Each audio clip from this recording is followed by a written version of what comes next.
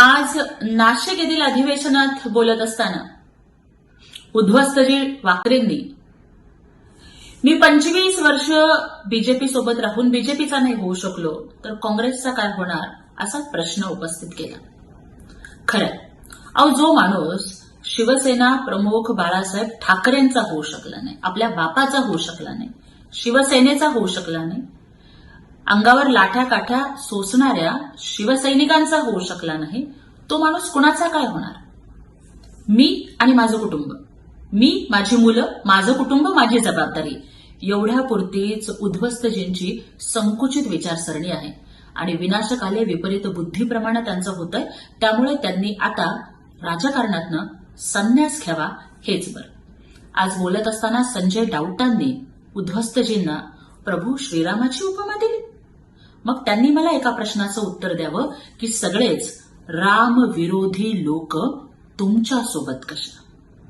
ज्या काँग्रेसनी रामायण ही मालिका टीव्हीवरून प्रसारित व्हायला विरोध केला, ज्या काँग्रेसनी प्रभू श्रीराम हे काल्पनिक आहेत अशा पद्धतीचं अॅफिडेव्हिट सुप्रीम कोर्टामध्ये दाखल केलं, ज्या काँग्रेसनी राहुल गांधींनी आणि सोनिया गांधींनी राम मंदिराचं आमंत्रण नाकारलं, त्या काँग्रेससोबत तुम्ही कसे?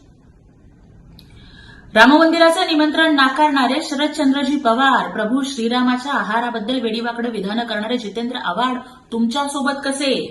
अहो, ज्यांनी कारसेवकांच्या रक्तानं शरयू लाल केली, कारसेवकांच्यावरती गोळीबार करणाऱ्या सपासोबत तुम्ही कसे? आणि हे सगळेच रामविरोधी लोक एकत्र येऊन या 10 तोंडांचा एक रावण बनलाय आणि तो आम्हाला या महाराष्ट्रामध्ये उद्धट वाकऱ्यांच्या रूपाने दिसतोय. आज महाराष्ट्राच्या अक्काबाईंनी सुद्धा एक प्रश्न उपस्थित केला की राम मंदिरात सीता कशी नाही. मला खरं तर त्यांच्या आयक्यूची कीव करावीशी वाटते. अयोध्येतली प्रभू श्रीरामांची मूर्ती ही बालरूपातली आहे आणि म्हणूनच त्यांना राम लला असं म्हटलं जातं. मग मला सांगा, बालरूपातल्या प्रभू श्रीरामांच्या मूर्तीसोबत माता सीता कशी बरं असेल? पण त्यांचा कधी हिंदू धर्माचा, संस्कृतीचा, पुराणांचा, महाकाव्यांचा संबंधच आला नाही. त्यामुळं त्या अशाच पद्धतीची वेडीवाकडं विधानं करणार यात काहीही शंकाच नाही. आपल्या पित्याच्या वचनाखातर दुसऱ्या दिवशी होणारा राज्याभिषेक नाकारून 14 वर्षांचा वनवास स्वीकारण्याला श्रीराम म्हणतात. पण आपल्या पित्याची तत्व बासनात गुंडाळून काँग्रेस आणि सिल्वर ओकची हुजरेगिरी करत सत्ता मिळवणाऱ्यांना प्रभू श्रीरामाचं नाव घेण्याचा अजिबात अधिकार नाही.